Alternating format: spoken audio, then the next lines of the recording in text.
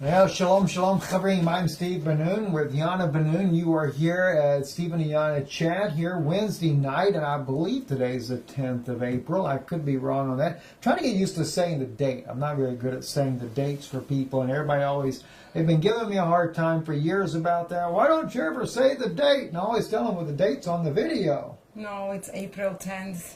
So it is April the 10th, though. Mm-hmm. So I'm trying to repent. Repent. And be a better boy about doing that. So anyway, yes. All right. Jana, I know you've laid out a lot of things. We just had the elections. Netanyahu is a very close race here, but it looks like he has won. I know all the many Christians are in jubilation over him winning. I'm not so happy, but then again, if Benny Gantz would have got it, what difference would it have made? I think like Naftali Bennett had brought out is that that Netanyahu would win. He saw this before the election, and he also stated that Benny Gantz is going to be brought into the coalition government there as a sort of peacemaker. So it's almost as if he knew what was happening. If I'm not mistaken, Naftali Bennett did not get elected. So I think he was a little bit upset knowing what's going to happen, and maybe he knows a little bit more than what a lot of us are aware of. So anyway, let's discuss some of this, shall we? Yeah, about No. Go into the next thing. I should say, let's discuss how what has been decided in Israel, how this is going to affect the world, because in reality, it's only pushing everything in motion. We're going to see the Noahide laws fully put into practice. And as you and I have been discovering, there's a major movement going on that is for the Noahide laws, and oddly enough, amongst supposed to be Christians. Yeah, I don't think they call themselves Christians. These are just kind of like offshoots of Christians, I would say. Oh no, there are some mainstream Christian people that are promoting this right now. In fact, that book by, I think it was Ken Johnson, he was on, let me just see if I can pull it up on my screen over here. Ken Johnson was on a program recently on the Noahide laws there, promoting his book, and it really, I think it was, if I'm not mistaken, it's Gary Stearman's program. Actually, wow, they actually have the video of this on there. I didn't even know that. They actually have the video. It's Ken Johnson, The Ancient Law of Kings. That's what they call it, Ancient Law of Kings, huh? And it's the 7 Noahide laws. Now, I actually have not listened to the video that they're doing on here, but I believe it's Gary Stearman on there. Maybe that's what we should really listen to and talk about next time. Yes, we can bring this up next time. This up, because I also ordered the book, so by then we're going to have a book. I can have it here. We can go through it as well, because I know that this man is claiming that these are in the Dead Sea Scrolls, which as far as I know, it's the book of Jubilees. And as we showed the people last time, what's in Jubilees is not the same as here. And what is written in Jubilees, he said what he could remember. That's almost as like he was trying to remember the 10 Commandments, but he couldn't remember all 10, so he could only remember 7 of them. And of course, they're not the same. 3 of them are totally different out of the 7 that he names than what we have in the Talmud. And of course, we'll have to play for the people in a little bit. Nehemiah Gordon, he is definitely not for them, as he says. It's Talmudic laws. Yeah, well, we can maybe later play Nehemiah Gordon's video on 7 Noahide laws. Nehemiah Gordon is a Karaite Jew. And Karaite Jews do not believe in oral law. They only believe in a written Torah, which is Tanakh. God bless the Karaites. That's right. They still don't believe Jesus is the Messiah, though. So they still need to have their eyes open to Yeshua being the Messiah. However, they are really, I don't know should I say, if I should say this word, but a lot less dangerous, Yeah, it's less dangerous form of Judaism than Talmudic Judaism. But unfortunately, Karaites are not the ones that have a power in a government. The ones that got the power in a government are Talmudic Babylonian Jews, or Talmudists, basically Kabbalists, and that's the problem. Yes. Hey, before we get into this, we should just share with the people. We were on with Adam Green today. Yes, we were with Adam Green. That was really exciting, yeah. That was really nice.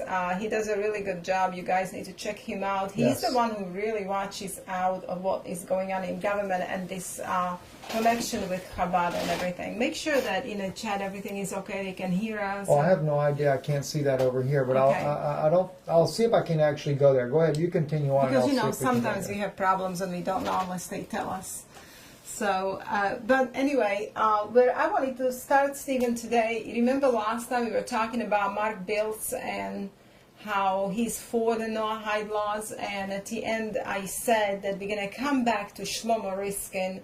He was a guest in Mark Biltz's church or place of worship, and he's a very regular guest with Haggis.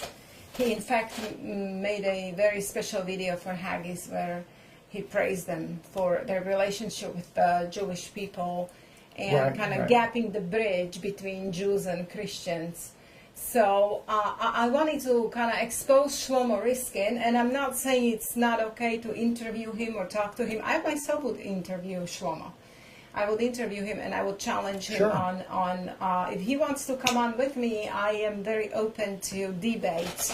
However, it is not okay to call Shlomo Riskin to your place of worship and have him preach to your congregation, you know. Right, no, I will tell you why it's not okay. This is a great site, Maurice Piney. I don't know Piney, I guess. I don't know who the person is. However, he has a really, really good site that exposes Noahide laws with a given links to prove everything that he says. So given sources. So the archive for Rabbi Shlomo Riskin category, he's an archive for that rabbi, and I checked him out really myself. So he's a Noahide proselyting rabbi, okay? And there is a video of Shlomo Riskin where he admits that he spoke with Lubavitcher Rebbe, you know, Schneerson, and he admires Schneerson. And in fact, when I listened to the video, Steve, he still spoke to him or spoke about him like if he was still here, even though he's dead, which is very common among Chabad Jews. You know, they think that Schneerson he is the Messiah. Some of them say that he never died, that he's still present in spirit over here. So let me just say before you read this, I'm still trying to wrap my head around this in one way, because although the Chabad group believes this about Schneerson, how are they going to make this work when they're, of course we know they have two different messiahs, Rabbi Joseph and or Mashiach ben Yosef and Mashiach ben David, when they're already, many of them are already calling Netanyahu ben Yosef. Now it may be that they think that Shlomo Riskin's going, oh my gosh, I know how they're going to do it. What? It just dawned on me. They're looking at Netanyahu to be Ben Yosef. There's probably no doubt about that, because he was meeting with Schneerson, and of course Schneerson was the one that basically was putting Netanyahu up as not so much as a candidate as the Messiah, but as the man that was to bring about the war that Ben Yosef is supposed to do.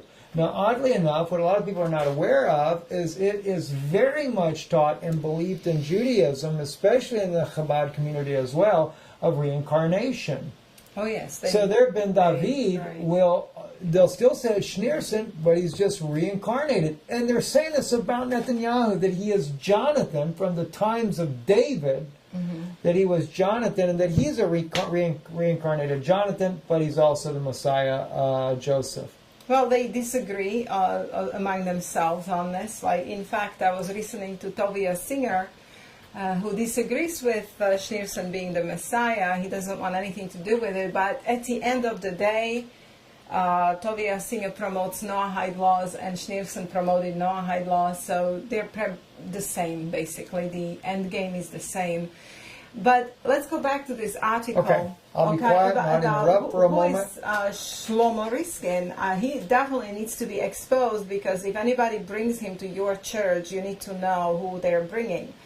He's definitely for the Noahide laws, and I will prove it to you. But what's very dangerous is this. Let's read here. Like so many prominent Judaic figures, here, Rabbi Shlomo Riskin is guided by direction he received from the Rebbe, which is Schneerson, of the Chabad Lubavitch cult.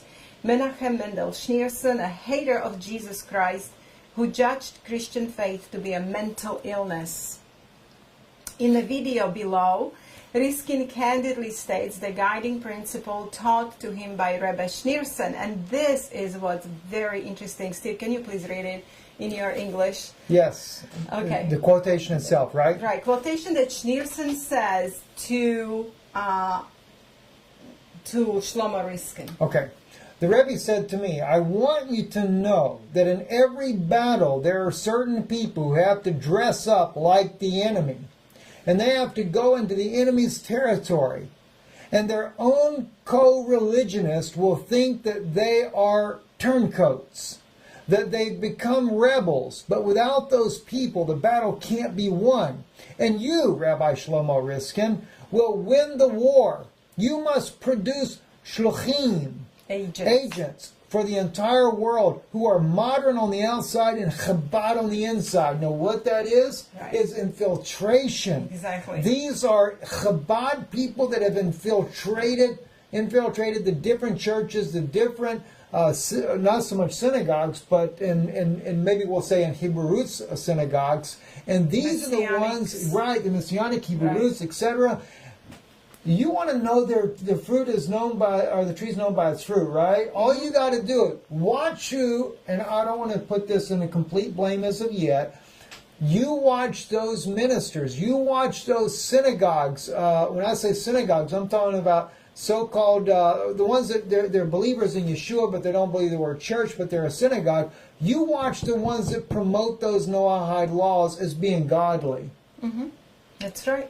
And they bring Shlomo Riskin to their places of worship to preach to Christians or to their flocks who claim that Yeshua is the Messiah. I think the evangelicals are jumping on board on this, though, about the Noahide laws, because there is two things that they really appreciate. One, you don't have to be kosher, and you don't have to keep the Sabbath. Whew. Gosh, now I can eat the shrimp and the crab legs all I want, man. All right, right on. All 7 Noahides. On the bacon and the pork chops. Oh, their mouth begins to water. Okay, but let's go back to Shlomo, because I have so many slides. Where can I read We have next? a big night tonight, because I want to prove so Hope many you guys things. are planning on being here for a long time. That's right. We went an hour over with Adam Green today. It was supposed to be, first it was going to be a 15-minute broadcast. Then he said, can you guys do an hour? And then we ended up being 2 hours. Almost, yes. Okay, so this particular site, which we will give you links for, I don't know who that person is, Maurice Pinet. I just would like to know, because I would like to invite him. He has a lot of great research on these Noahide laws and infiltration. But as you just read, Stephen, he said that Rabbi Schneerson told him that their own co-religionists will think they're turncoats. And this is exactly what's happening, because a lot of rabbis or Jews are actually speaking about Shlomo Riskin, that, oh, you're going for Christians now and you are a turncoat. You understand? Yeah. Not understanding, and this is just a game. They appear as turncoats, however, they're agents to slowly bring them to Noahide laws. Let me clarify, though, what the turncoat is, because that was my field. I was an undercover agent working with the CIA, infiltrating major corporations, and of course I had friends that were infiltrating religions. When he talks about a turncoat, this is someone that is a Chabad member. He is a Jew completely 100%. But what he does, he takes off his religious garb and he becomes a member of a prominent Christian organization.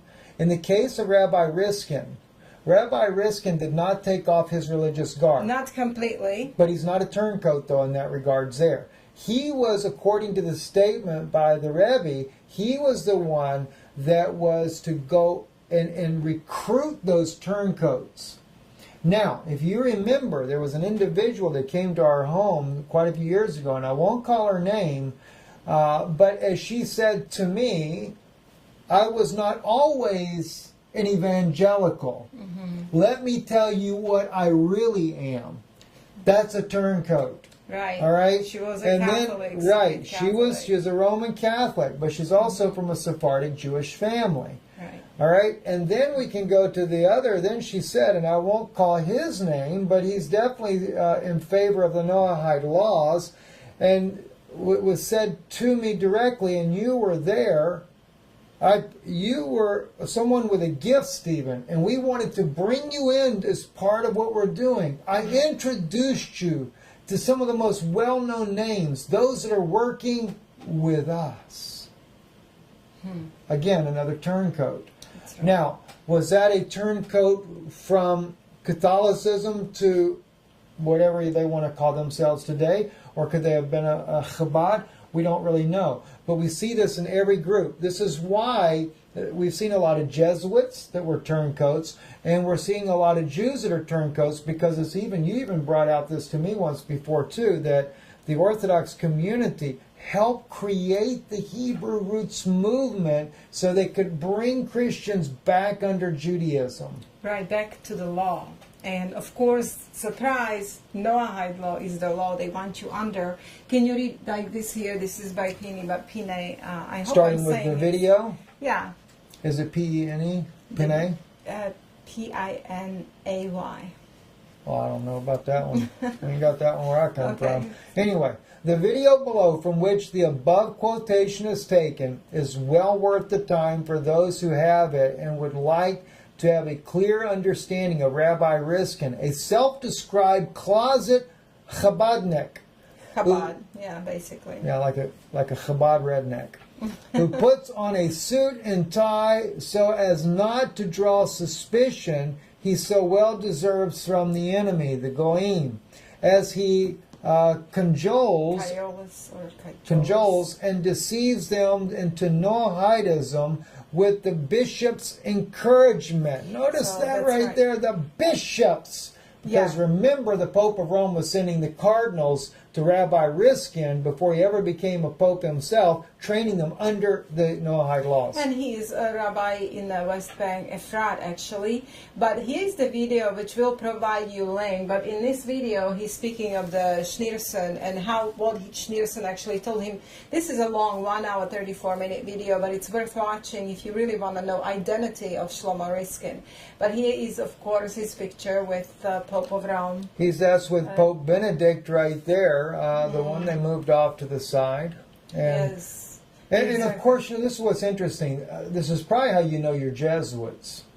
Because Rome has already come under the umbrella of the Noahide laws. Absolutely. So as we see these Christian ministers, unless they're just blind in the beginning, but they're beginning to embrace these Noahide laws, they're drawing the line. And as you told me, Jana, this one thing that really is stuck in my heart, this is an issue that's going to draw the line that's going to be between those that are real believers and those that are not. I think every preacher today, whether on YouTube or in their churches, need to be challenged and confronted, and everybody needs to speak their position on these Noahide laws and this Judeo-Christianity, so-called, because as I was telling today on a No More News, Judeo-Christianity is an oxymoron word.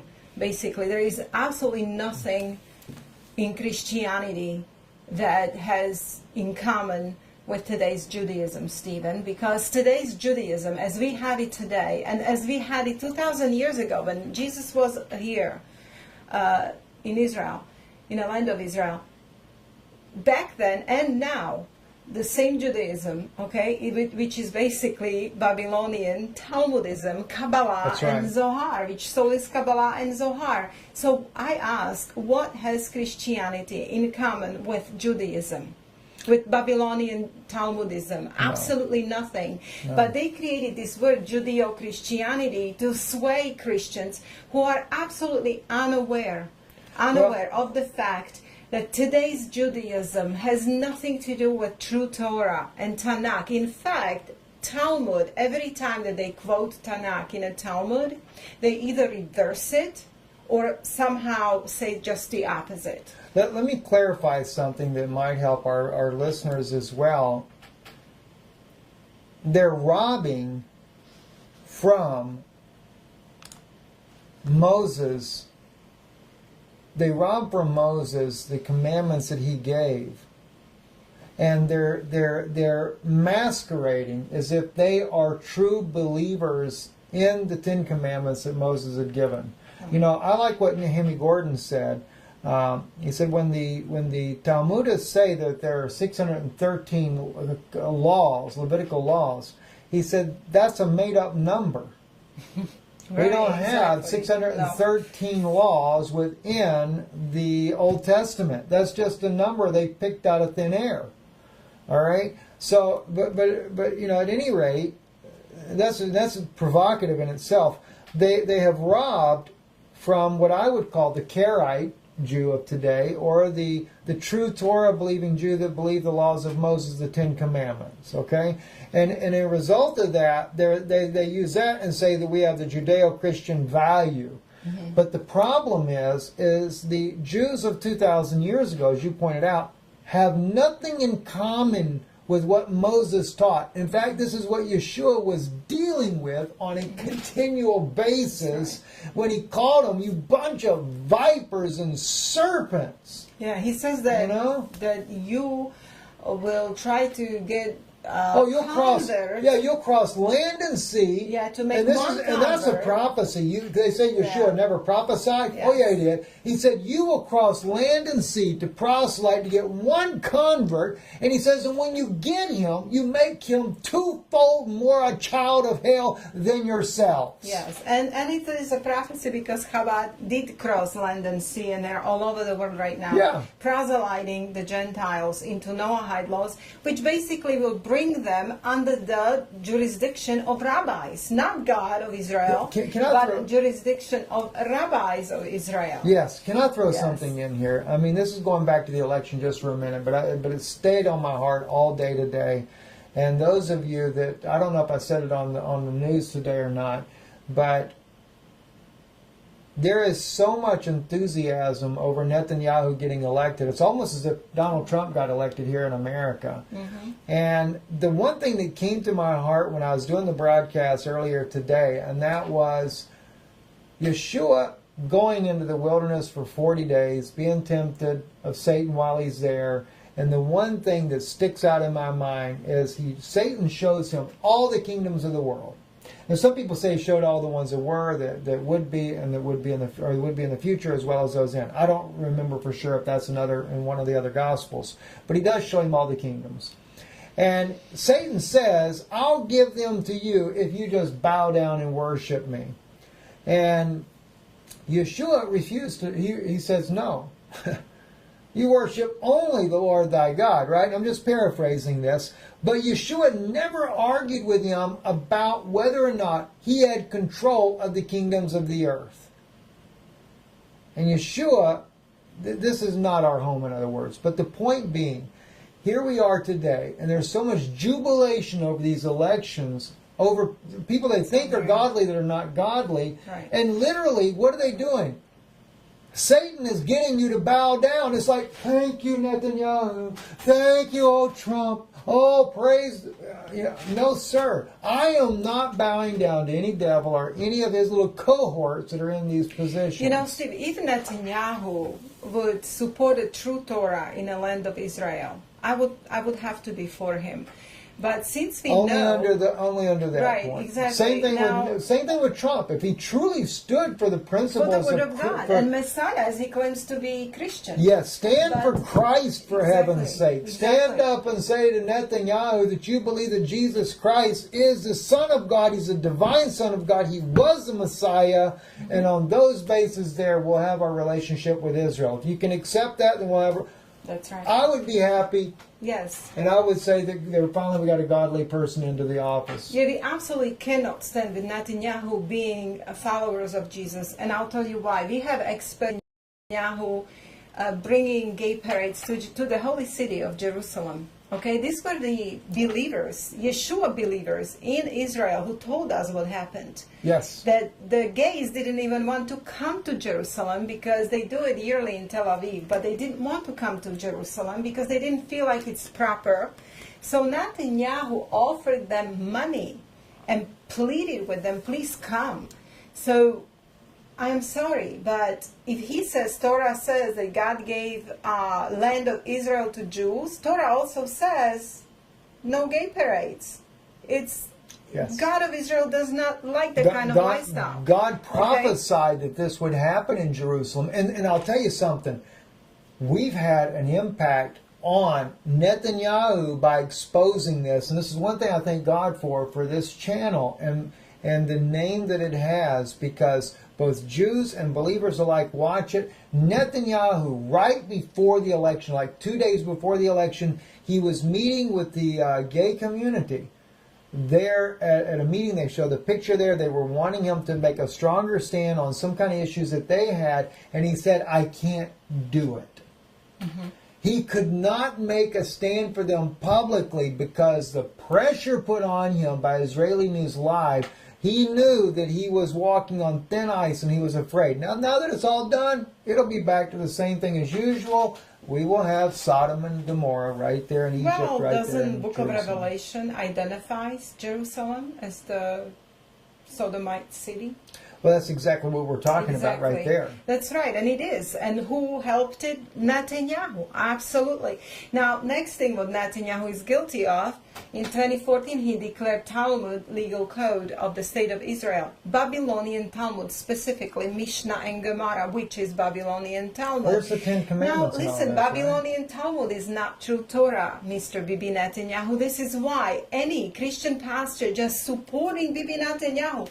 Are you with your senses? This is my question. Are you with your senses? And you can truly, on one hand, speak right. the name of Jesus out of your mouth, and then on the other hand, cheer for Netanyahu? I mean, this is absolutely horrible in my sight.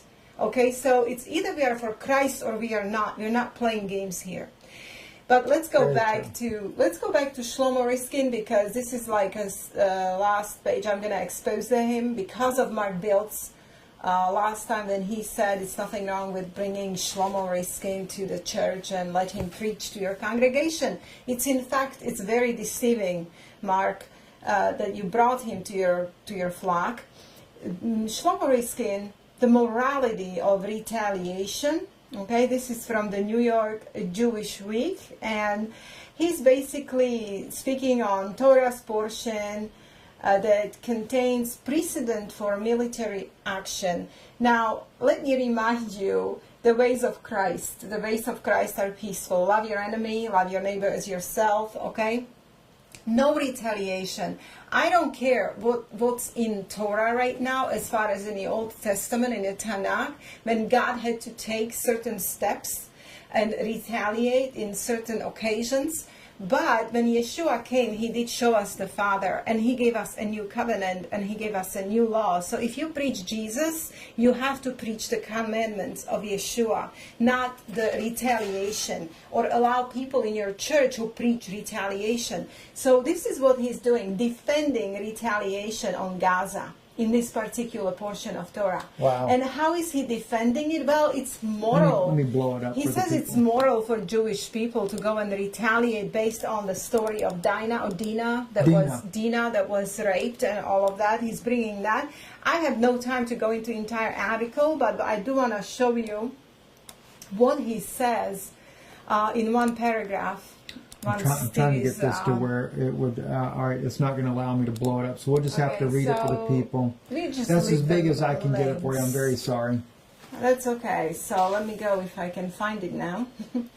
All right, you see he's speaking of Dina being, I don't want to go into it because we will be here forever talking about Shlomo Riskin. I have so much prepared for people tonight that I have to keep going. But let me just one article. Here we go. Now, this one here? He's talking about Maimonides, which is Rambam, and he's basing this retaliation on Gaza based on what? Noahide laws. Here we go.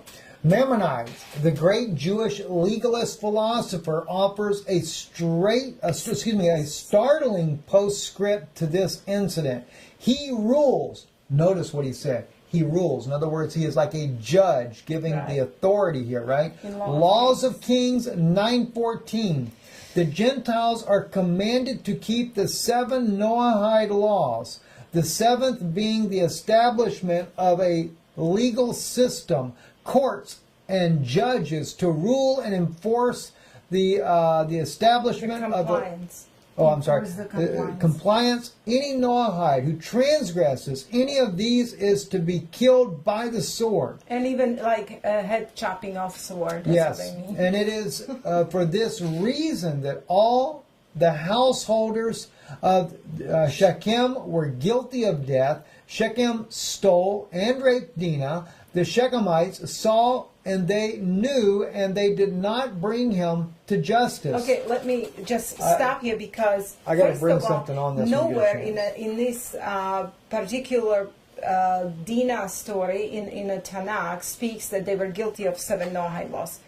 Bible doesn't bring up 7 Noahide laws. That's one thing. Okay, nowhere does Bible say they were guilty of death by a sword, according to 7 Noahide laws. Then what's really worse is that he's bringing this story and compares it with attack on Gaza, and civilians in Gaza as something moral, something that it's completely normal and moral for Israel to do. Let's bring up another important issue on this that he's totally ignoring. Now, it was Dinah's brothers that actually avenged what happened to her. I think it was Simon and Levi that actually did the killing of all these men for this, which that is even beyond. They killed all the men.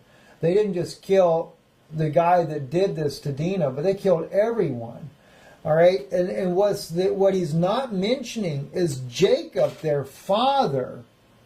He said, "You have brought a stench in the nose of the people by doing this massacre that you did. You showed no mercy." And in fact, later, when he is an old man and he's already gone down to Egypt, Joseph has brought him down there. He brings this story back up again. And he said what they did was wrong. Exactly. Jacob didn't agree with retaliation. So how come Shlomo Riskin can bring up a story as moral? We can do this. This is moral on the part of Israel because of moral. Dinah. Jacob himself disagreed with retaliation. Jacob was more like Christ. What did Christ say? If they smite you on the cheek, turn the other cheek. He challenged even challenged Torah law on that issue. Yeah, so Shlomo Riskin is perverting the Tanakh again and bringing what? Noahide Talmudic laws. And this is the person that Mark Biltz brings and Hagee brings to their churches to preach to Christians in America. And why? Because the Talmudist rabbis have the authority over that of what was written by Moses. Even though Jacob said it was wrong and that they sinned, Mr. Ramban is now allowed to rule, as he quoted there, and override anything that Jacob ever said. Well, Rambam wrote a commentary on a Jewish law based on Talmud. It's called Law of the Kings. Yeah. And he's considered, that's a 12th century scholar, but they actually have his writing inside of the Talmud, and it's codified, and they actually refer to him as a huge authority in a Jewish law. And it's because any rabbi like him or Rashi,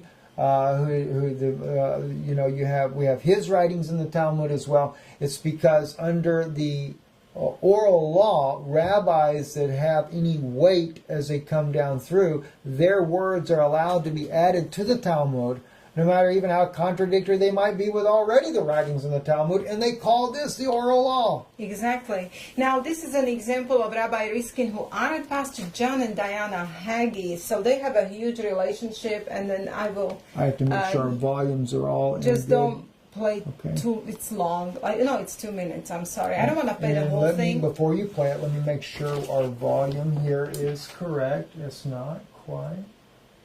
And let's go ahead and get a full screen on there for people. But that's Rabbi Shlomo Riskin.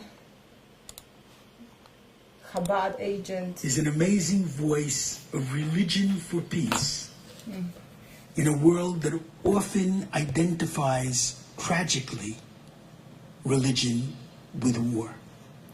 Okay, I don't want to play the whole very- thing. I just want to show like he's giving this gift to Haggai. And, Who illumine places of darkness with light for yeah, the sake of the nation state of Israel. he's giving him a prize And and during this last period, Haggai. the pastor has placed his life on the line because there were such threats and never wavered in his defense of Israel. Presented with gratitude, respect, and friendship, Orator Stone Institutions of Israel, Center for Jewish Christian Understanding and Cooperation, January 11th, 2017, the 17th day of Tammuz, of Tevet, 5772. Okay, can we make it small because I want to go to another slide. But if people didn't know, the listeners didn't know, Pastor Haggai has agreed never preach gospel to Jews. He is a dual covenant theology preacher who says that Jews don't need Jesus Christ. They already have a covenant with the Father.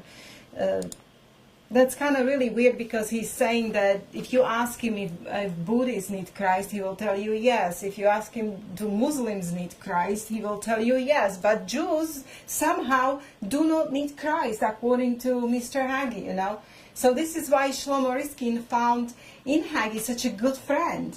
Yes. Because there is no threat of proselyting Jews or bringing them Jesus. You understand? Which is so important for Chabad Jews. But anyway, Christian understanding, Christian Jewish understanding. This is basically that Shlomo Riskin is head of this organization, and this is on Orthodox Rabbinic Statement on Christianity. That's officially on their website. And when we go down to number 6, it perfectly defines it, what Jews want with Christians. And here it is, you can read. Our partnership in no way minimizes the ongoing differences between the two communities and two religions. We believe that God employs many messengers to reveal His truth. While we affirm the fundamental ethical obligations that all people have before God, that Judaism has always taught through the universal Noahide covenant. Okay, so here we go. This is Shlomo Riskin and Haggai. They cooperate within this organization, and they just told you Noahide covenant.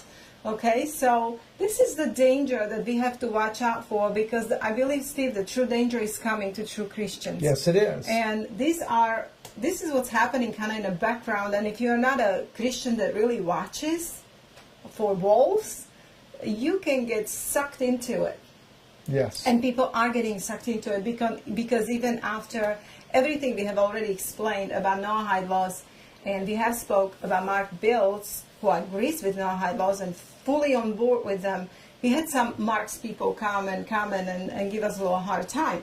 But here it is. I'm proving you even more that these are very dangerous laws. This is very dangerous movement that's going on. Okay? Now, let me see. Where am I here? Wow. Did you see that part about the Nostra Aetate in there? Oh, this is like a huge... We don't have time for a whole thing. This is from New World Encyclopedia. Steve, I'm kind of like looking everywhere for proofs and see what is happening in the background. Let me blow this up to the screen a little bit. Another thing that we got challenged with, Stephen, is that people are saying that Noahides can still believe in Jesus, that it's allowed. And I want to prove to people this is a bunch of baloney. It's not true. And that's the reason it needs to be big enough for people to see. Where are we going to read at here? Where do I Well, hold on. It's not true. You can go ahead and read. Let me just go ahead down to Christians, because you can read the whole thing. I'm going to give people these links, but it's a huge article we have no time for. But let me This is under the New World Encyclopedia. Yes, hold on. .org. Islam. And let's go to Christianity. Okay. And you can see here, okay, right here, Within Judaism, it is a matter of debate whether all Christians should be considered Noahides. The strict view is that Christian theology is considered avodah zarah, which is idolatry. Okay, that is the view of Judaism. So anybody coming to me and telling me that no, we can still be Christians while we are Noahides, you are deceiving yourself. And it says, as it subscribes to the Trinity, so it is a idolatry according to Judaism. Therefore, most Christians could not be considered Noahides. However, Unitarian Christians and other followers of Jesus who do not believe that Jesus is deity would still be considered Noahides. So, can you name the groups? Give us some examples of those professing Christians. Ask people for help. I know Jehovah's Witnesses. All right, yes. Jehovah's Witnesses, which I have a very big experience with, because my mother, who was a Catholic, and she came out of Catholicism and went right into Watchtower, and she brought me up in a Watchtower. Entire life in Watchtower, we had Jesus as some do-boy for Jehovah. Right. You know, so if you know different religions that are do not believe in the deity of Yeshua. Right. And it's not just the Trinitarian. In fact, Trinitarians probably could skirt around it a little bit easier. But for those Christians that believe, that go a step further and actually believe that Jesus Christ is God, that He's God manifested in the flesh, boy, you guys have really got it coming to you. Well, if you believe that you are to worship Jesus, Jesus is God in flesh, if you believe that He's Emmanuel, God with us, if you pray to Jesus, if you offer praises to Him and worship to Him, you definitely are, under avodah zarah law, which is idolatry. And but some Christians, as you see, Stephen, they can keep their Jesus, as Jews say, as long as he is not considered God, but just a small prophet. And in Judaism, Islam, for example, is not considered idolatry. Of course not. Exactly. You know, the last time we had this conference here in Orlando, and I had one lady who stood up and left because she was kind of hurt that I was speaking about Jews. And she asked people why I am not addressing Muslims, because they're obviously bigger threat to us than Jews. The problem is Muslims are no bigger threat to us than these kind of Jews like Shlomo Riskin and Chabad, and Judaism is much bigger threat to Christianity. Okay? Right. Judaism doesn't consider Muslims idolaters. Under Judaic law, Jews can go to mosques and pray. They can pray with the Muslims. Yes. Because they say that Muslims are not idolaters. They actually say that they have the same God as Jews do. Okay? But they're still Gentiles, they're not Jews, so they come under category of Noahides.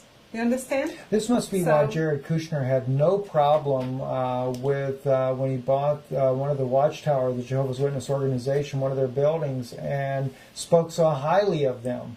Because when he did so, he knew that they were under the 7 Noahide laws and that they did not transgress those laws. Well, if you are in any so-called Christian religion that does not ascribe to Jesus as God, if you don't pray to Jesus, if you don't worship Jesus, if you don't sing praises to Jesus, you're okay. You're considered Noahide. So, And the way the Pope of Rome is taking it, he is literally taking the Catholic Church as a non-deity believing church. Mm-hmm. And this is where all the other churches are headed to as well. So, and this is what gets me. How in the world how could people that claim they believe Yeshua be willing to accept the Noahide laws? Are they this and I have to just say we have to pray for these people, because maybe some of these ministers just really don't understand that idolatry is speaking that you believe that Jesus Christ is the Messiah. You believe that he is, he's not some, as they like to call him, the junior partner. He is truly God manifest in the flesh. He is the Emmanuel. Yes, he is Emmanuel, God with us. That's the prophecy in Isaiah. I thought I could find some more here, but Jehovah's Witnesses is about the only 7:14, one. Isaiah. Well, Unitarians, Stephen, Unitarians. I don't know about Mormons. Do they Mormons, pray? no, I just saw that in there. They were saying that Mormons are not of that type of belief. But that's what I'm talking about, though. I'm afraid that many of them are going to reconsider their doctrinal views. The Vatican, Pope Francis is already accepting Noahide laws. I know, but in 2007, Pope Francis have signed up with Christian Jewish Understanding Organization, and they have signed Noahide laws as incumbent upon all humanity. One person did say, Mormons said Jesus is not Lord to Mormons, so maybe that is true. Maybe, like I said, if not, they're going to adjust their faiths. I mean, I'm seeing people literally right there, this author named Ken Johnson that wrote this book in defense of the Noahide laws has been on Christian programming and being lifted up as if this is some kind of godly thing. I'm just praying that these people are blind and don't know yet, and they need to be woken up themselves. Yes. Now, we had from Markville some people come and say that, oh no, that we can still have Jesus and be Christians. We can still follow Noahide laws and be Christians. There is nothing wrong with Noahide laws. No, you can't. Let's hear what Jewish rabbis are saying about Christians. What is Christianity? Now, who is better example than Tovia Singer, who is an absolute specialist on Judaism, okay, and the entire Babylonian Talmud, because he's a Talmudist and a Kabbalist. Yes. And he's the one responsible for taking so many Christians away from Jesus. But let's see what they are saying. What is Christianity? I would love to win this man to Christ. I pray that he will be just a Paul. But okay, we'll take this caller now. Caller, right welcome now. to Knock Talk. Please state your name and your question for our beloved rabbi. Me? Yes, please go right I ahead. really got on? Okay. You're good. My name is Elizabeth Bachkov, and I'm calling from Brooklyn, New York. And I've never called into a show at all. Okay. What's my question for the rabbi? Yes. I'm a Jew who's never been observant. And people have been trying to convert me my whole life. And by accident, I found Rabbi Singer, who's the first rabbi that I could listen to. Does the rabbi really believe that Christianity and Islam are idolatry? Rabbi, can you hear a question okay? Yes, I sure can. Very good. Okay, thank you for your question. Okay, Elizabeth, just if you want to just listen in for your question, we can disconnect now if you'd like to, or you can choose to stay on the line with Rabbi. It's up to you. That's the rabbi. Yeah. Okay. I'll be quiet and stay online. Okay, that's fine. Okay, That's great. fine. That way, if you have something you want to stick in there, you feel free to do that. The question is what is the status of Christianity and Islam in the eyes of God in the Jewish faith? They're very, very different. See? Islam is okay. The question was specifically idolatry, so I'm going to answer that question in that narrow sense. Christianity is complete idolatry. Now, when I say Christianity, to be clear, there are some Christian denominations, and there are probably over 1,000 Christian denominations. Christianity is by far the most variegated religion in the world. The majority of Christians in the world, the vast majority of the Christians in the world, worship a man as a god of a distinct person from the Father. That's very important. And they believe in what is called the doctrine of the Trinity, which was a self-inflicted wound with the church brought upon itself, a wound from which they never recovered. So therefore Christianity is absolute idolatry because, and in fact in many ways it's the worst form of idolatry, because Christians genuinely worship the God, the Father. They worship the Father as the God, as the creator of the universe. But in addition to him, they worship Jesus. Now, it's very important. Almost all Trinitarians worship Jesus as a distinct person from the Father. So that means they have a husband, God, but they have on the side somebody else who they pray through, who they pray to, and therefore it's complete idolatry. And it's worse in that sense than just worshiping stones and trees and so on, because those who just worship idols and so on, they don't worship a Father. They're not married to the Father. So therefore, that's why if you look at the Ten Commandments, the sin of this kind of what's called a partnership of God and someone with God is a commandment which the Torah warns us even before worshiping stones. The Ten Commandments in Exodus 20 begin, I am the Lord your God who took you out of Egypt from the house of bondage. Lo yihye lecha Elohim achem al panai. You shall have no other gods upon my face. And this is what Elijah was facing in 1 Kings 18. Jews who they worship Baal. But it's very clear they also worship God, the God of Israel. They worship both. And Elijah asked them, how long are you going to try to have both? This is the worst thing. So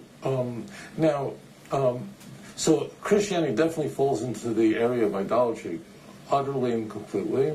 And a Jew, in fact, is called upon to give his or her life rather than convert to Christianity, which many thousands of Jews did throughout history. Okay. Islam has a very unique status, and again, this is an area of idolatry, in that the Islam is definitely not idolatry. Muslims worship one God, absolutely worship one God. There are Christians who make claims about Islam that they worship moon gods. That's absolute nonsense. Muslims worship one God. They're very clear about that in Surah 2, 163. Okay, so we heard it right from Jewish sources, because Rabbi Tovia Singer is an expert in Judaism, Talmudic Judaism, yes, okay? Yes, he is. And so that lady who left the conference, why am I not addressing Muslims? Simply, they're not danger to us the way that Talmudic Jews are. You can see yourself, Stephen, they're not considering Muslims idolaters, and they say that Muslims don't worship moon god. Okay, they worship the same God as Jews. So isn't that a surprise? While here in America, Christians are taught that Muslims are so dangerous, that our God, Christian God, is not the same God as Muslims have, right? But look, the Jews themselves are telling you that Muslim God is same God as the God of Talmudism. Yes. You see that? And Christians believe that, and they state it all the time. The God of Israel is not the same God as of the Arabs, the Muslims. But and this is not just Tovia Singer. This is a official stand of today's Judaism. Yes, it is. They do not consider Muslims idolaters. This is why Yehuda Glick could go to Turkey and to embrace the Muslims there. And listen, I'm not against Arabic people when I'm saying this at all either. But the point is that we're trying to make in this is the fact that it's okay to be a Muslim in the eyes of Orthodox Judaism, but it's not okay to be a Christian. And in my desire, I want to see both Jews and Muslims and even Christians to come to the true knowledge of Yeshua, to Jesus Christ. I'm tired of this mixed up theology. No wonder why God's got to send two witnesses, because even the Christians are so messed up that they can go around with the nonsense of a Noahide law. Now, this is another rabbi I want to prove. It's just not Tovia Singer alone. All rabbis of Israel say that Christians are indeed idolaters. So those of you who come to me and tell me that's not true, well, please just hear it out yourself out of their own mouth and out of their own books. This is just another rabbi. Is Christianity idolatry? The question is Christianity idolatry? There's a large movement in the Jewish world today to try to say that Christianity is good for the non-Jew. And they quote a source that many big rabbis say is proper, that a non-Jew is allowed to believe in the concept of shitufim, partnership. They're allowed to believe that God gave a power, some of his power, and he shared it with a partner, a moon, a star, a spirit. But no Jewish source at all says that anyone is allowed to worship that partner. Jews are not allowed to even believe in partnership. The non-Jews, some rabbis say, can believe in it, but no one says that anyone can worship the partner. So the question is Christianity idolatry? Well, let's ask and find out. Where are you from? New York. Your mother Jewish? No. What's your religion? I'm technically a Christian. I want to ask you a question about the Christian religion. Sure. They say that a man was crucified 2,000 years ago, and they buried him, and he's going to come back to life. Right? Is that what they said?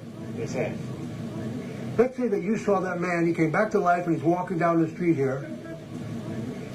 Would you say, there goes God? Maybe. I don't know. Sure. Sure. But he's a man. Can you explain that to me? I can. But you'd call him God. Yeah, I assume so. I think so. There's one God who's infinite. Okay. The infinite God is everywhere. That man is not everywhere. Only worship the infinite God. All right. Okay? Noted. Have fun. Nice to talk. The question is, was he God? Yes. You think that, what's his name? Jesus. He is God? Yes. Okay, that's what I want. Do you pray to him? To Jesus? Yeah. Do you think that man who was crucified is God? Yeah. You know, He thinks you he's know God. the Is that man that was crucified God? Yes. Do you pray to that man? Yes. You worship that man? Yes, of course. That's idolatry. Okay. So here we go. Another, they're just proving you that. Now, if this man was one of the Sanhedrin judges right now, and they were bringing these people into court right now, and the guillotine was set up outside as they walked in, some of these people might have been changing their tune when they got inside, because if they didn't change their tune, next to the guillotine. Let's let everybody watch as they behead this guy. And this is going to be just quick in the beginning. Again, is Christianity idolatry? Question. Togia Singer once again. Yes, sir. My question is, do you believe Hashem alone, and this mix to other believe Jesus, is that credited to Hashem? I apologize, could you repeat the question? I didn't understand what you asked. People believe Hashem Yes. and mix believe also Jesus, is that credited? The question, I want to repeat it because I want to make sure. There are some people who believe that they can believe in God and believe in Jesus too, and that's okay. Yes, credited. That's the question, right? The answer is, not only is that not okay, that's the absolute worst thing you can do. It is better to go to India and bow down to a statue than to be a Christian. It is better to go to Bali and bow down to an idol of Hanuman, the monkey god, than it is to worship Jesus as a god. I'll explain to you why. If you notice, this is called a shutfis. There are different types of idolatry, and the worst form of idolatry is called shutfis, which means a partnership. In Arabic, it's called a shirk. In Islam, it's the only sin that God will never forgive you for. Okay, you'll find that in the fourth surah. Let me explain to you what this means. But I'll first show you something that's very striking. If you look at the Ten Commandments, it kind of we don't have to keep listening because it will be long. Anyway, I hope I have proved to people that according to Judaism, Christianity is definitely idolatry. And then, of course, the 7 Noahide laws with the prohibition of idolatry and the punishment. 7 Noahide laws are in Talmud.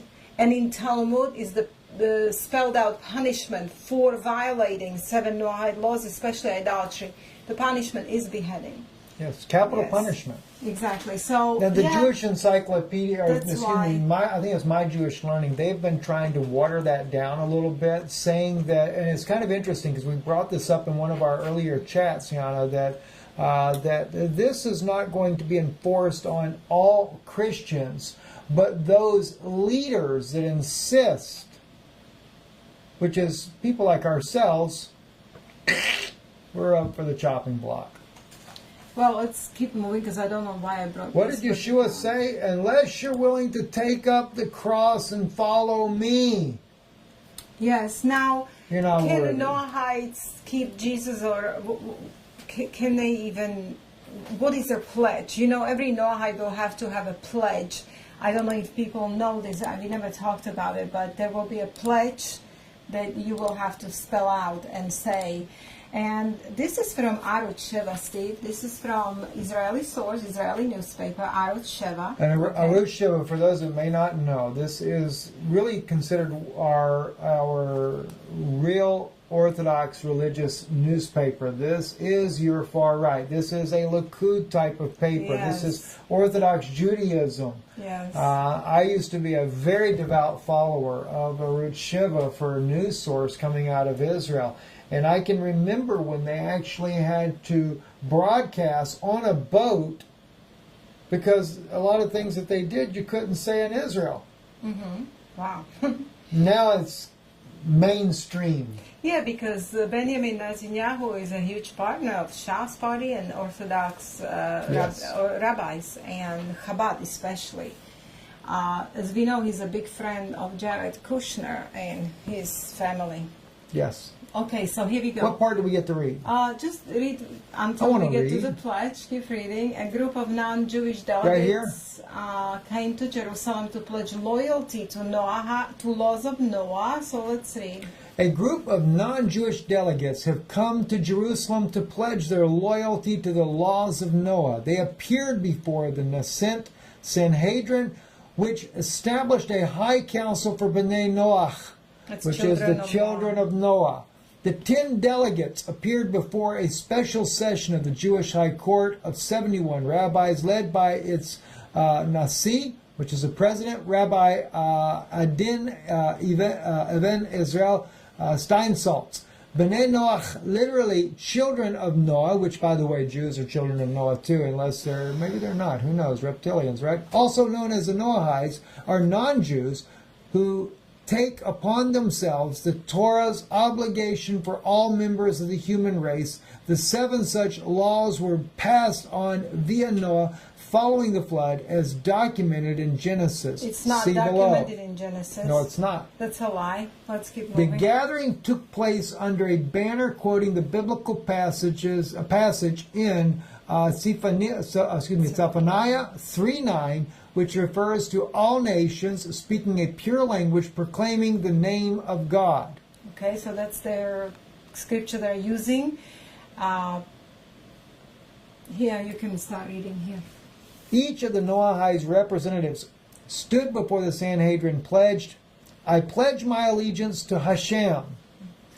By the way, Hashem, for those that don't know, in some languages means the rockets. Yeah, Okay? well, God of Israel, creator and king of the universe, to his Torah and its representatives, the developing Sanhedrin, I hereby pledge to uphold the 7 laws of Noah in all their details. Whoa, notice that in details, according to the oral law of Moses, under the guidance of the developing Sanhedrin. under the guidance of Sanhedrin. Whoa! Steve, and their pledge of allegiance is to his Torah and its representatives, the developing Sanhedrin. Yes. So they're pledging allegiance, and these are ex-Christians, okay?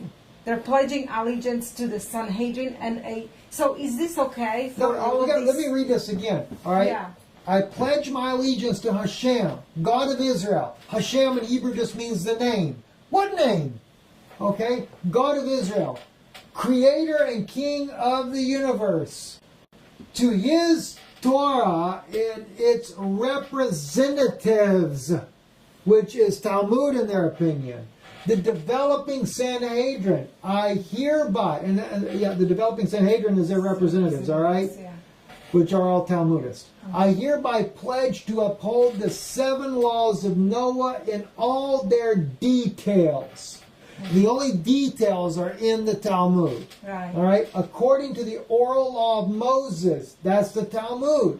Under the guidance of the developing Sanhedrin, may Hashem bless and aid me, my fellow council members, and all B'nai Noach, in all our endeavors for the sake of his name. Blessed are you, God, King of the universe, who has caused me to live, sustained me, and brought me to this day, and I will never take that oath. I will never take that pledge, but all of these religious leaders and pastors that agree with 7 laws of Noah, they agree with this pledge, Stephen. The Pope of Rome had to have agreed to it. Well, Pope of Rome was trained in Noahide laws before he became Pope of Rome. Yes. We already said this to people. I mean, I think you did. Wow. But, so, there we go. I mean, how blasphemous. Do you see what all of these mean, Steve? Where they're taking Christian people and whoever agrees with Noahide laws? I can't. And you don't see, here it is on the Rosh Shiva. You don't see in this pledge all the Noahide laws that were found over in Qumran. Yeah. You don't see the 7 Noahide laws that we do see in the book of Jubilees, which was by the way, in Qumran. Why? Because that includes honor your father and mother, and you don't have to do that according to the Talmudic teaching, and it also includes loving your neighbor. Wow. This is Stephen from, next slide is from Noah, Noahide.com. Noahide.com, yes. And because some people kind of warned me that there is Talmud apologists that say that Talmud doesn't speak of Jesus. Now, I want to tell you, Steve, that that's not true, because we have ex-Orthodox Jews who came out. Rabbi Singer also is another one of those that claims that, well, there were a lot of people back in that day named Yeshua, and he goes, he's an apologist as well. All right. Okay, that's not true. However, like we showed Yossi Gurwitz, who was an ex-Orthodox Jew, and he was educated in yeshiva, Elite Yeshiva in Jerusalem, and he's kind of like a whistleblower, and he does speak of how Talmud speaks of Jesus, Christians, and all of that stuff. I mean, he told us the truth. Now, this is from a Noahide.com. And they even themselves know what Talmud teaches on Jesus, and they actually tell you right here, the Talmud. Babylonian edition, all right? Yes. And let me see if I can blow this up, all right? Records the sins of Jesus of Nazarene. And they actually speak of who is Jesus. Once you become a Noahide, at first maybe you can keep Jesus as a prophet, but later you're going to have to drop even that. Even that. Yeah. Okay. The Talmud, Babylonian edition, records other sins of Jesus the Nazarene. He and his disciples practiced sorcery and black magic, led Jews astray into idolatry, and were sponsored by foreign Gentile powers for the purpose of subverting Jewish worship. Sanhedrin 43a, look it up, it's there. He was sexually immoral, worshipped statues of stone.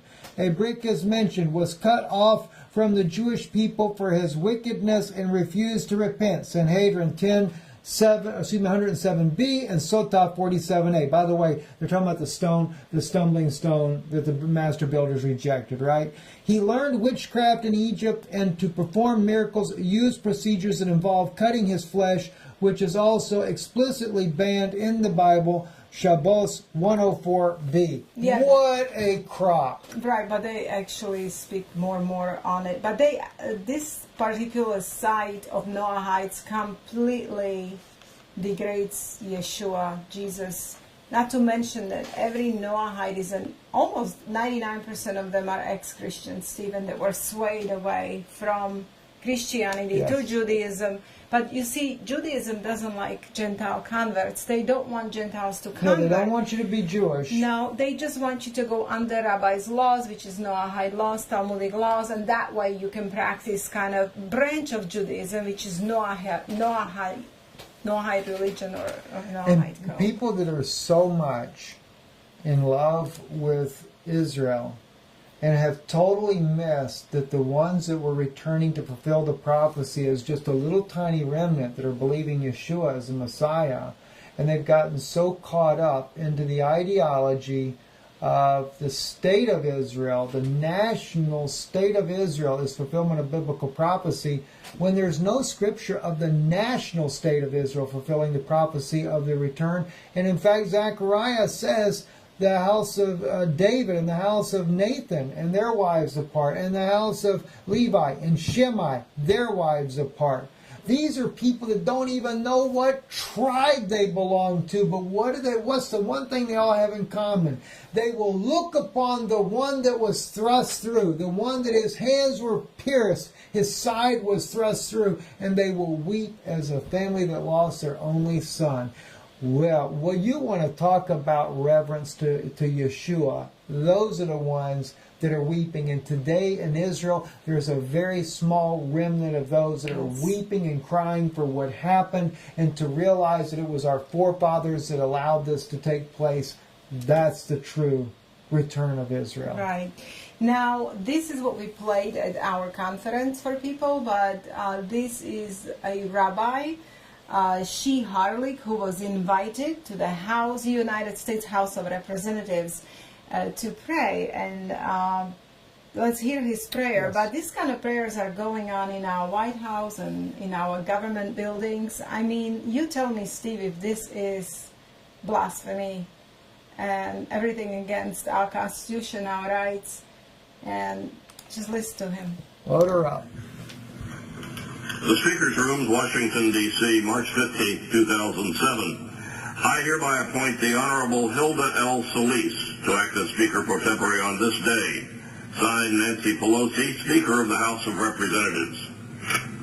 The prayer will be offered by Rabbi Shia Harlick, Chabad of Southern Nevada, Las Vegas, Nevada.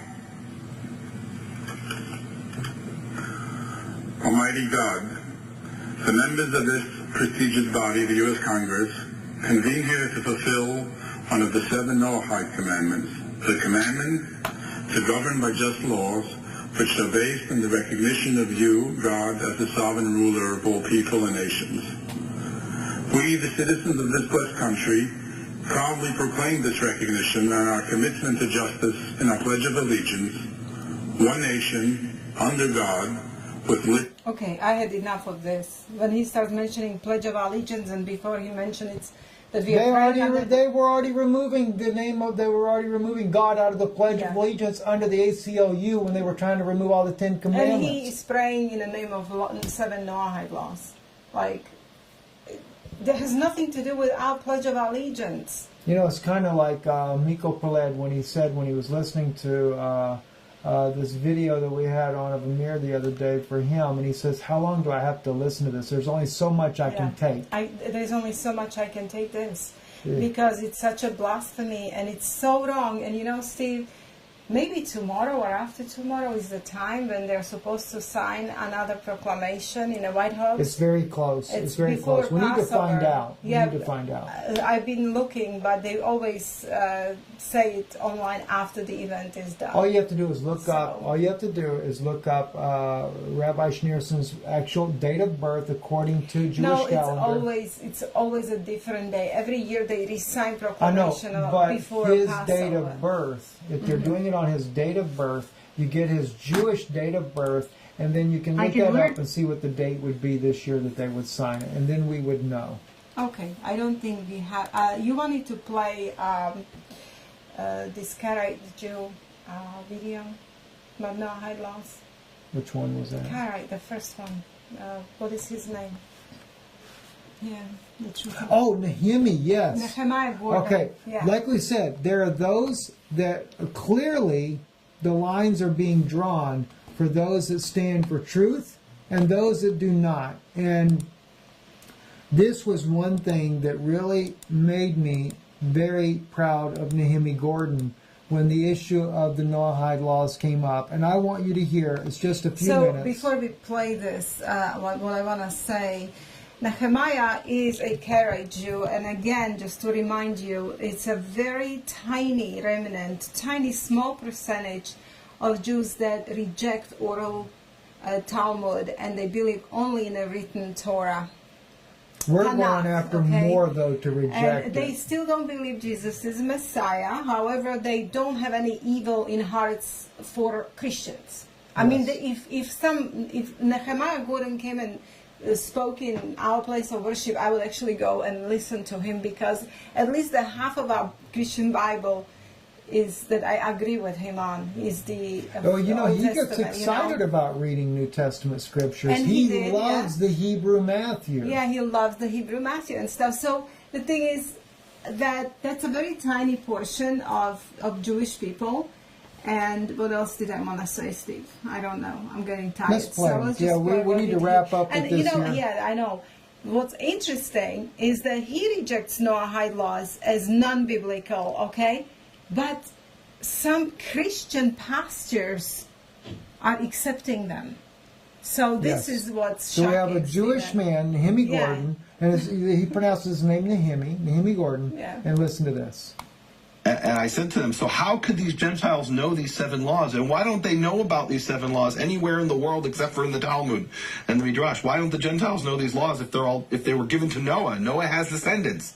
Those descendants remember about the flood all over the world. You have flood stories among the Maya, among, you name it, all over the world, but they don't know about the 7 Noahide laws. That only comes from the oral law. You've had some questions come up. Yeah, so here's one. And this is a really good one. Josh Brown wrote, in your view, are there definite categories of the people of Israel versus the strangers among them versus foreigners who know God versus all the other foreigners? Are there different expectations to these groups? In other words, if you're born a Jew or from the 12 tribes of Israel, is there one set of commandments for you and a different Torah for the stranger, for the one who's not born from Israel? And I think what this gentleman is getting at, and if he's not, this is asked a lot, is about the 7 Noahide laws, which is what the rabbis teach. They teach that the Jews are under one set of commandments in the Torah. They describe it as 613 commandments, a number that's completely made up, that's not in the Torah anywhere. They say the Jews have 613 commandments and the Gentiles only have 7 commandments. Where can these 7 commandments be found? Of course, they're not in the Torah. They're in the Talmud and in the Midrash. They're in the oral law. And I've actually asked this to Chabad rabbis who are going around teaching Gentiles to keep the 7 Noahide laws. I said to them, so how could these Gentiles know these 7 laws? And why don't they know about these 7 laws anywhere in the world except for in the Talmud and the Midrash? Why don't the Gentiles know these laws if they were given to Noah? Noah has descendants. Those descendants remember about the flood all over the world. You have flood stories among the Maya, among, you name it, all over the world, but they don't know about the 7 Noahide laws. That only comes from the oral law. And the way I read the Torah is there's one Torah for the native born and the sojourner. That's the whole point. That's what Isaiah 56 is about. Mm-hmm. He says, let not the son of the Gentile join himself to Yehovah. Say, Yehovah has surely separated me from his people. You must not say that. Now, it's very interesting, Michael. I was recently speaking in a synagogue on Shavuot, and there was this young girl in the audience. She had just gone through bat mitzvah. Because we are kind of late. Okay. It's really long, Stephen. But anyway, Nehemiah Gordon Nehemiah does not believe or accept the 7 Noahide laws as a law for the Gentile And isn't people. that wonderful that some Christian pastors accept 7 Noahide laws as godly, and Nehemiah Gordon, who is a Jew, tells you, who's a Karaite Jew, tells you that that's oral Talmudic law that made up by rabbis, has nothing to do with truth. And the one other danger that I do see, and I just want to say this in closing on my part here, because there are still those that are so passionate and that they will say, well, I am Jewish through my ancestry, and they're going to try to prove that they're Jews so that they don't go under the 7 Noahide laws, but yet that they would rather come up under as part of the Jewish covenant or the Israelite covenant, I should say. But either way, if you keep either way, you're going to have to forsake Yeshua HaMashiach. You're going to have to forsake Jesus Christ as the Messiah, as God manifested in the flesh on this earth. You will have to turn him down in order to go either way. Whichever way you choose to save your hide, you will lose your life. This is why Yeshua says, do not fear he that can kill the body, Right. And afterwards has no more power. Cannot kill the But soul. you need to fear the one that can kill both body and soul in Gehenna. Because the thing is, all they can do is kill your body. They can't take your soul. But if you make that fatal mistake and you embrace these Noahide laws, and which is really blasphemy, Yes. that is saying that Jesus Christ is unholy. He's not worth it. This is why Yeshua says, I'll forgive you what you do to me. But when the Holy Ghost has come, when the Holy Spirit is come, and does the same things, one word against it will never be forgiven in this world or the world to come. I cannot help but wonder if this is not denying him right before the people. And he said or Paul said the time would come that they would crucify Christ afresh and put him to an open shame. We are living in the day under the 7 Noahide laws that they're crucifying him once again, and they put him to an open shame. Well, it's not yet, but it's about to happen, as we see. Because, what bothers me, Stephen, every pastor who is for Trump so passionately, please ask him, why are you signing Noahide laws? Knowing everything we have explained already. Yeah. And how dare he signs declaration and says that he's a president of a Christian nation and he is recruiting Christians to support him. So no, he needs to be challenged. Every pastor needs to be challenged. And now is the time to show which side you are on. Show your pastor these messages.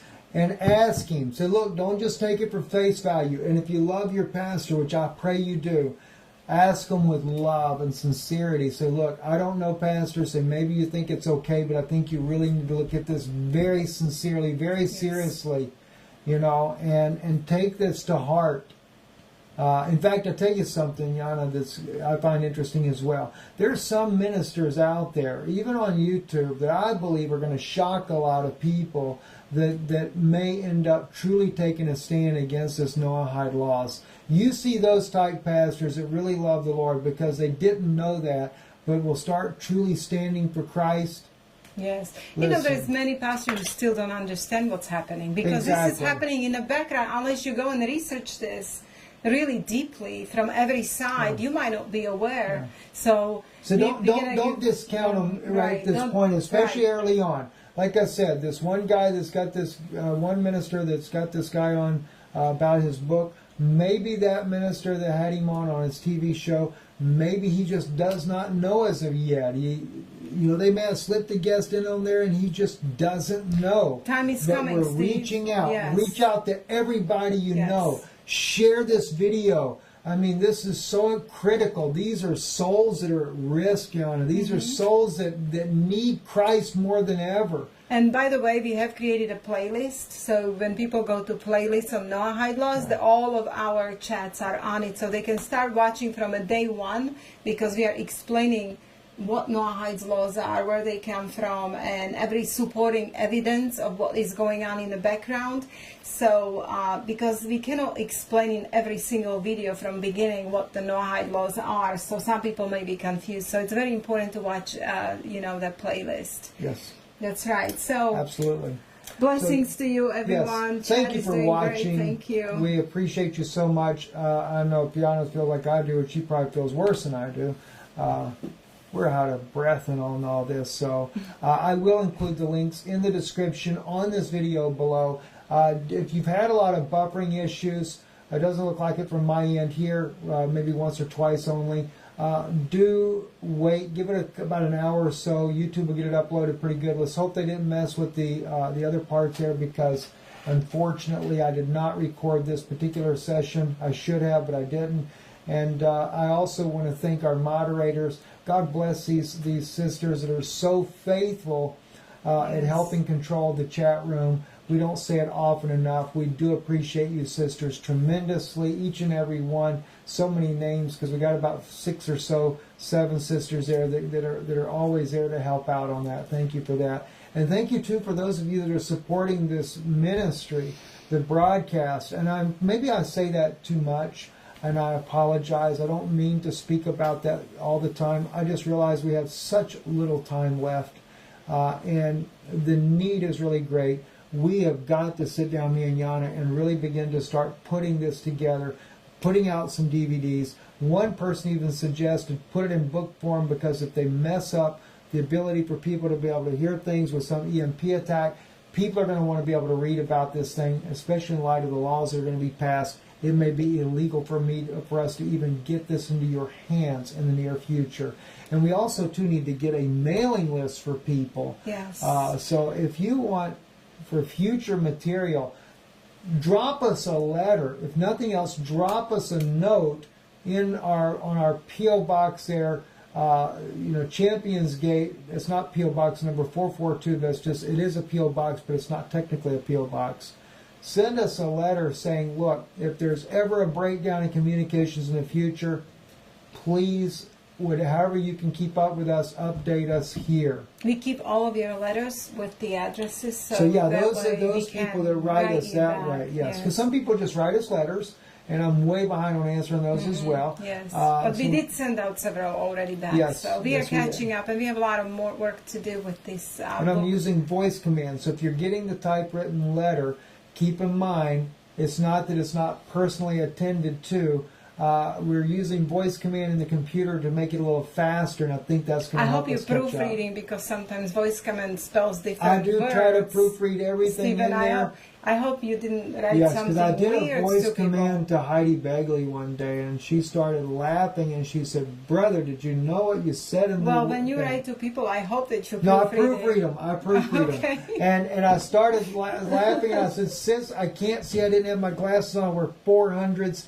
And I said, I'm so sorry. And she started laughing. She said, "No worries, brother. I wrote one even worse with voice command than what you did." So anyway, God bless you. Thank you for watching. Visit our website, IsraeliNewsLive.org. As long as we have freedom, we will speak and tell you the truth until there is no more of that. But then we'll stand on the street corners and shout it out. That's right. That's right. Maybe we need to get a little church together of some sort where people can come if we have no other platform. Anyway, thank you for watching. Thank you, and have a good night.